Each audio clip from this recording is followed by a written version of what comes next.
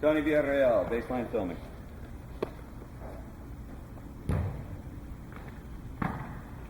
All right, go ahead.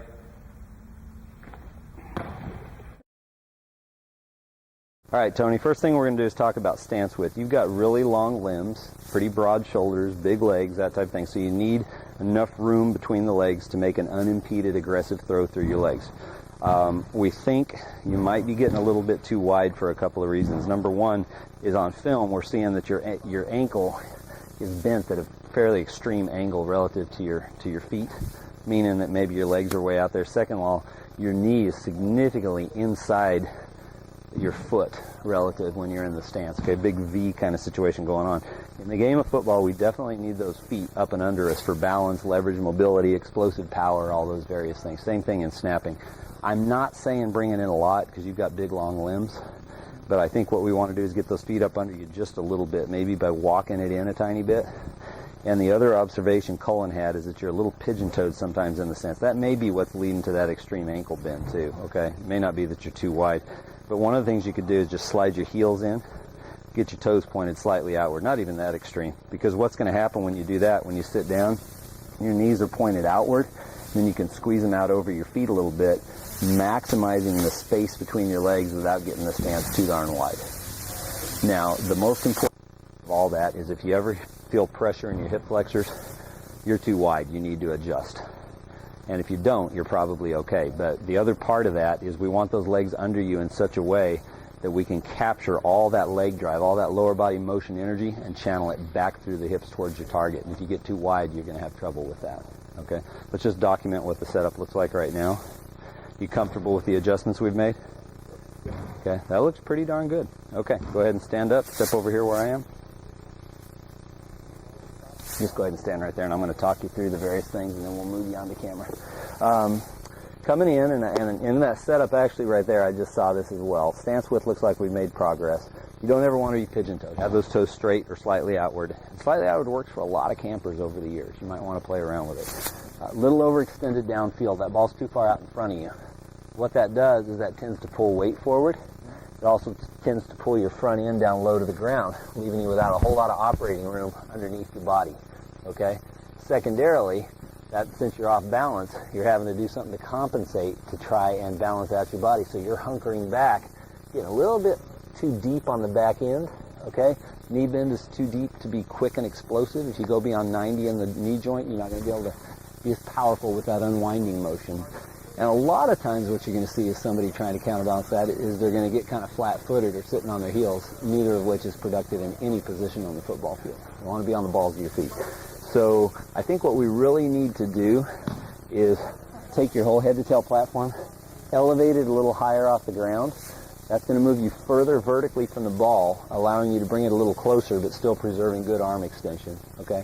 Then I'm going to want to shove you back into the hips until we get that center of gravity pushed as far back towards the hips as possible, getting the heels on the ground and the knees over the toes for a perfect balance setup. Those two things would probably take care of just about everything, including the fact that your leg drive is a little bit too vertical. That weight forward bias is meaning that when you drive your legs, they're going straight up in the air, so that motion energy is directed up to the sky rather than back through the hips towards your target.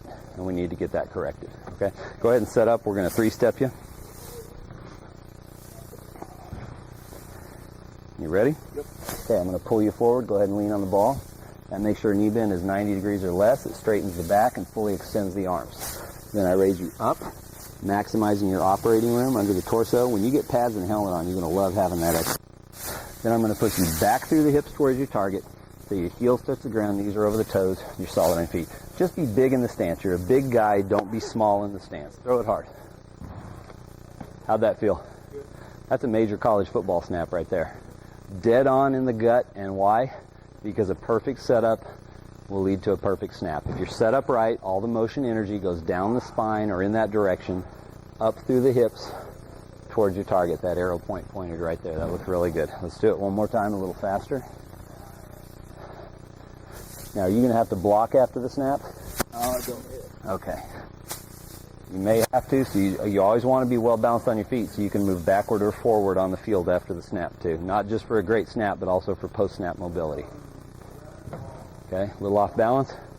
falling over, so the snap goes a little high. Let's get you better balance this time, okay?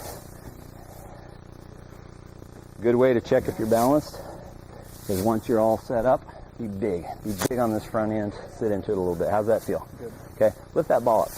You balance? Good. Now snap it. You should be fine. See the difference? Stability on your feet is going to make you 10 times better snapper than being unstable or off balance or overstretched downfield.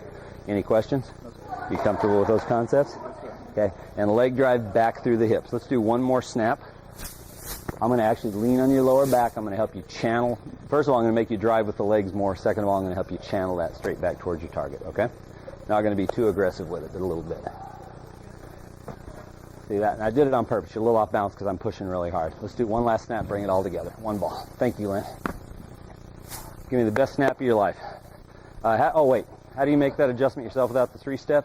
Well, basically, raise your front end, settle your back a little bit, get your knees over your toes. That's all we're doing. Okay, a little underextended that time, so you're capable a little better than that. Let's try one more snap, okay? I probably had you down too long messing with you. Make those adjustments yourself. Get that front end higher off the ground. There you go. Come. There it is. Feeling solid?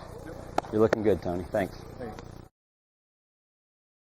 Okay, you were a little wide coming in, a little overextended. The biggest thing, Tony, is that front end's a little too low relative to the back end. So if we level you out by bringing head and shoulders a little higher off the ground, flatten out your shoulders to hips ratio a little bit, you're throwing fantastic snaps. Let's go. Look at that. All right, so make sure you don't get lazy and creep that front end down. Let's give you operating room. When you get your pads on and your helmet, you're going to really appreciate that space. Looking solid, Tony. Good.